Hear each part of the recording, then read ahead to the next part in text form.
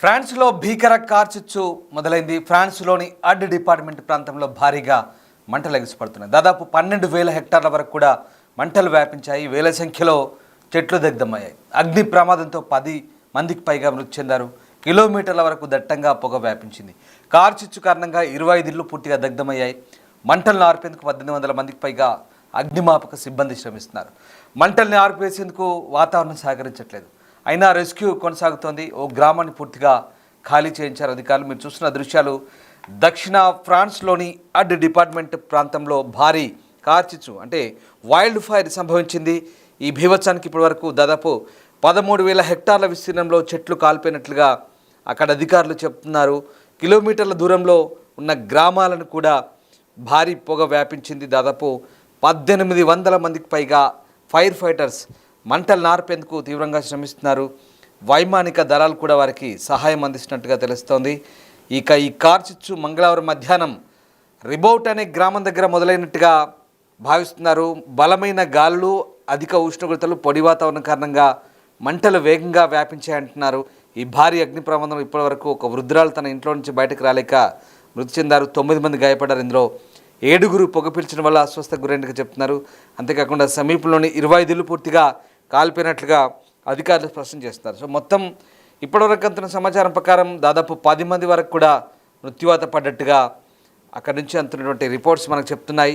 So ఈ విపత్తును ఎదుర్కోవడానికి France ప్రభుత్వం యుద్ధ ప్రాతిపదికన చర్యలు చేపట్టింది. వాటర్ బాంబు విమానాలు, హెలికాప్టర్ల సహాయంతో అగ్నిని నియంత్రించే ప్రయత్నాలు జరుగుతున్నాయి. వాతావరణ పరిస్థితులు మంటల వ్యాప్తికి అనుకూలంగా ఉండడంతో సమీపంలోని కొన్ని గ్రామాలను కూడా ఖాళీ చేస్తున్నారు. చుట్టుపక్కల రహదారులు మూసివేయడంతో రాకపోకలకు తీవ్ర అంతరాయం ఏర్పడిందని వాహనదారులు అంటున్నారు. ఈ అనూహ్య పరిస్థితుల్లో ప్రజలు బయటకు వెళ్ళొద్దని, అవసరమైతే మాస్కులు ధరించాలని సూచిస్తున్నారు అధికారులు.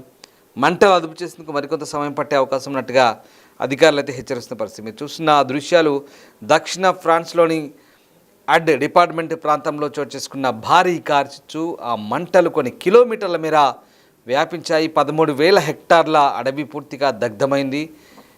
భారీ దట్టమైన పొగలు ఏ రకంగా కిలోమీటర్ల మేర ఆ చుట్టుపక్కల గ్రామాలన్నీ కూడా వ్యాపించాయి. ఒక్కసారి చూడండి, ఎక్కడ చూసినా మంటలు, పొగ తప్ప ఇంకా ఏమీ కనిపించట్లేదు. ఇంతటి దట్టమైన ఆ పొగల మధ్య, ఆ మంటల మధ్య నివాస ప్రాంతాల్లో ప్రజలు చాలా ఇబ్బందులు పడుతున్నట్టుగా కనబడుతుంది. వేల సంఖ్యలో ప్రజలను అక్కడి ఖాళీ చేయించినట్టుగా మనకు అర్థమవుతుంది. ఒకసారిగా అన్ని వేల హెక్టార్ల అటవీ దగ్ధం కావడంతో ఆ ప్రాంతం అంతా కూడా చీకటి, పూర్తిగా నల్లటి పొగలు అలుముకున్న పరిస్థితి. ఇక వేలాది మందిని ఇప్పటికైతే ఫైర్ ఫైటర్స్ రెస్క్యూ చేస్తున్నారు. వాళ్ళందరినీ కూడా అక్కడ నుంచి వేరే ప్రాంతాలకు, సురక్షిత ప్రాంతాలకు తరలిస్తున్న పరిస్థితి కనబడుతుంది. సో ఫ్రాన్స్కు చెందిన పౌర రక్షణ సంస్థ ప్రతినిధి కల్నల్ అలెగ్జాండర్ మీడియాకి కొన్ని వివరాలు వెల్లడించారు. ఫ్రాన్స్ అధ్యక్షుడు ఇమాన్యుయల్ మాక్రాన్ ఎక్స్లో ఈ ఘటనపై స్పందించారు. మంటలు పెరుగుతున్నాయని, వాటిని అదుపు చేసేందుకు దేశంలో ఉన్నటువంటి అన్ని వనరులను సమీకరించినట్టుగా ఆయన చెప్తున్నారు. సో ఒక రకంగా ఈ మంటల్లో చాలామంది గాయపడ్డారు. వారిలో చాలామంది పరిస్థితి కూడా చాలా తీవ్రంగా ఉన్నట్టుగా చెప్తున్నారు. సో ప్రస్తుతానికైతే అడ్ డిప్యూటీ ప్రిఫెక్ట్ లూసీ రోసెచ్ మీడియాకు కొన్ని వివరాలు వెల్లడిస్తారు. చాలామంది పరిస్థితి చాలా దిగజారిందని, అంటే మంటల్లో గాయపడ్డ వారు తీవ్రంగా గాయపడ్డట్టుగా చెప్తున్నారు. వాళ్ళందరికీ కూడా ట్రీట్మెంట్, మెరుగైన వైద్య సహాయం కోసం పనిచేస్తున్నట్టు చెప్తున్నారు. మరోవైపు మరొక విజువల్ చూడవచ్చు. వాటర్ బాంబులు వాడుతున్నారు హెలికాప్టర్ను ఉపయోగించి. అంటే హెలికాప్టర్ ద్వారా నీళ్లను వెదజల్లుతున్నారు. వాటర్ బాంబులకు చెప్తారు. ఒక్కసారి ఆ హెలికాప్టర్ ద్వారా వెదజల్లే నీళ్లు ఎంత మేరకు మంటలను ఆపగలుగుతాయనేది మనం ఊహించుకోవచ్చు. అంటే ఏదో సాధ్యమైన ప్రయత్నం చేస్తున్నారు. అంతటి భారీ మంటలకు హెలికాప్టర్ ద్వారా చల్లే నీళ్లు కూడా ఏమాత్రం సరిపోవు. ఇదిగో ఇదే హెలికాప్టర్తో వాటర్ బాంబులు అంటే ఒకసారిగా కొన్ని వేల లీటర్ల నీటిని చల్లుతారు. కానీ అవి ఆ మంటలను ఆర్పగలవు. నిజంగా రసాయనాలు చల్లినా, నీళ్లు చల్లినా మంటలు ఆగవు. ఎందుకంటే అధిక ఉష్ణోగ్రతలు, వేడి గాలులు తీవ్రత ఎక్కువగా ఉంది. చూడండి, రసాయనాలు చల్లుతున్నారు, నీళ్లు చల్లుతున్నారు. ఏ మూలకు సరిపోతాయి అవన్నీ? ఎందుకంటే వేల హెక్టార్లో ఉన్న మంటలు దాదాపుగా ఎక్కడా ఆర్పేయడానికి కుదరదు. ఎందుకంటే మనం గతంలో చాలా వరకు మంటలను చూసాం. అమెరికాలో కూడా ఇదే పరిస్థితి. అమెరికాలో లాస్ ఏంజలస్ పూర్తిగా తగలబడిపోయింది, మనం తెలిసిందే. ఆ ప్రాంతం అంతా కూడా చాలా ప్రాంతాల్లో, ఆస్ట్రేలియాలో ఇలాగే ఉంటుంది వైల్డ్ ఫైర్. ఆస్ట్రేలియాలో కూడా చాలా ప్రాంతాల్లో దట్టమైన మంటలు చెలరేగుతాయి. అక్కడ ఇదే పరిస్థితి ఉంటుంది.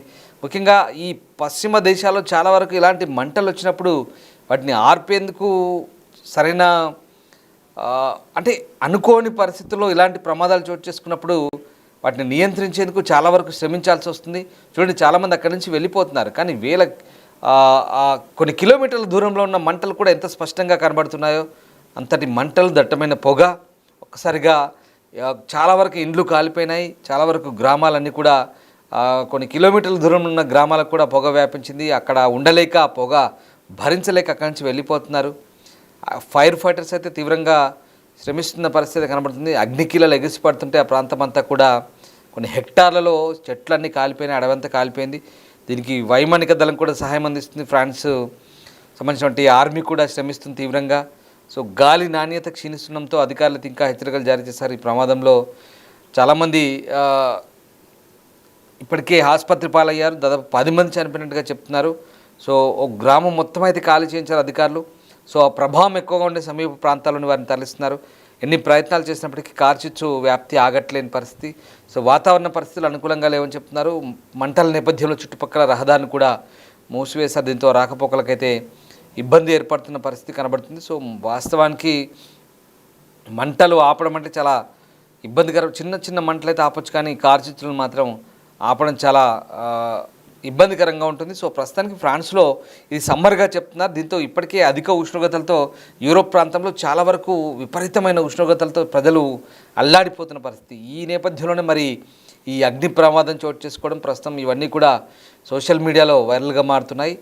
సో ఆ రకంగా మంగళవారం ప్రారంభమైన కార్చిచ్చు ఇంకా రగులుతూనే ఉంది.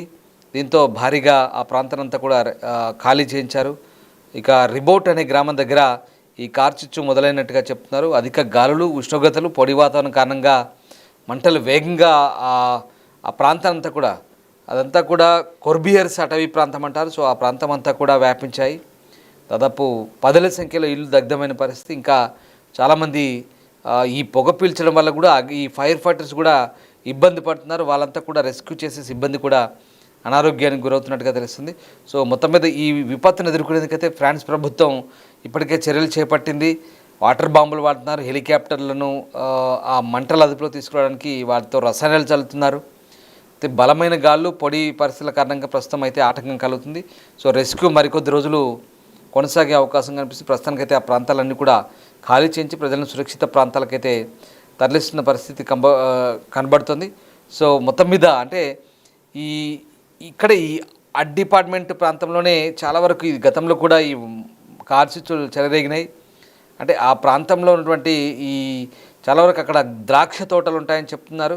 సో ఆ రకంగా అక్కడ తక్కువ వర్షపాతం ఉన్నది. అలాగే చాలా ప్రాంతాల్లో ఈ పొడి వాతావరణము, అలాగే వేడి గాలులు, ఇవన్నీ కూడా అక్కడ ఈ మంటలకు కారణంగా చెప్తున్నారు. సో ఇది వన్యప్రాణులకు, పర్యావరణానికి చాలా ముప్పుగా చెప్తున్నారు. అలాగే చాలా వరకు ప్రజలు ఆస్తులు కూడా కోల్పోతున్నారు. ఒకసారి ఆ దృశ్యాలు చూస్తే మనకు అర్థమవుతున్నాయి. డిస్టర్బింగ్ కంటెంట్ ఇది.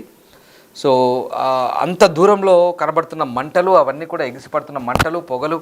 సో ఎవరికైనా నిజంగా ఇబ్బంది ఉంటుంది. సో కార్చిచ్చు అనేది సాధారణంగా ఈ దేశాల్లో సంభవిస్తున్నప్పుడు వాటిని ఆర్పేయడానికి ఎంత శ్రమించినా కూడా ఒక్క రోజులో ఆగేది కాదు. మనం చూసాం లాస్ ఏంజలస్లో అయితే ధనవంతుల ఇల్లు చాలా వరకు కాలిపోయినాయి, కాలి బూడిదైపోయినాయి, పూర్తిగా మస్ అయిపోయింది. ఆ ప్రాంతం అంతా కూడా చాలా రోజుల పాటు, వారం రోజుల పాటు ఎంత శ్రమించినా ఆగలేదు.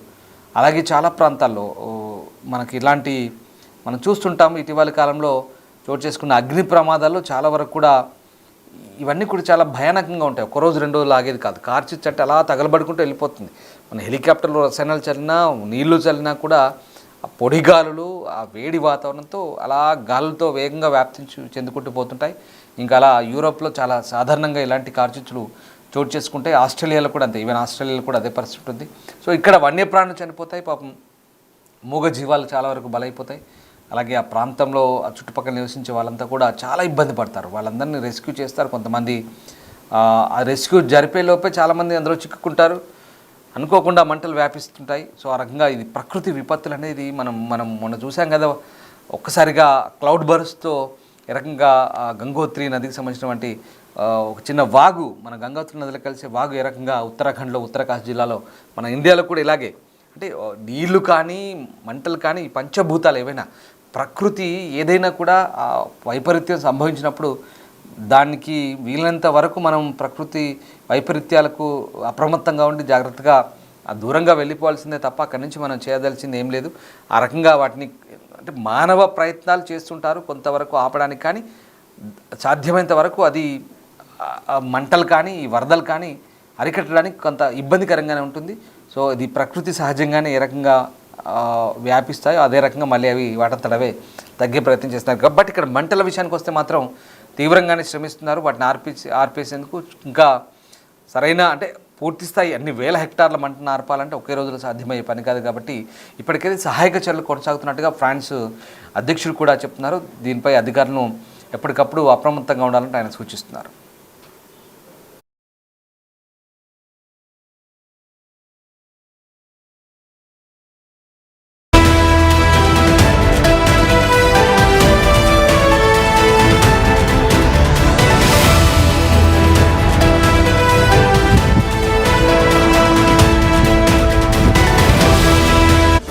The Big Folk Night 2025 celebrating the soul of Telangana. August 23 సాయంత్రం 6 గంటల నుండి ఎల్బీ స్టేడియంలో. టికెట్స్ బుకింగ్ కోసం ఎంట్రీవాలా యాప్ను డౌన్లోడ్ చేసుకోండి.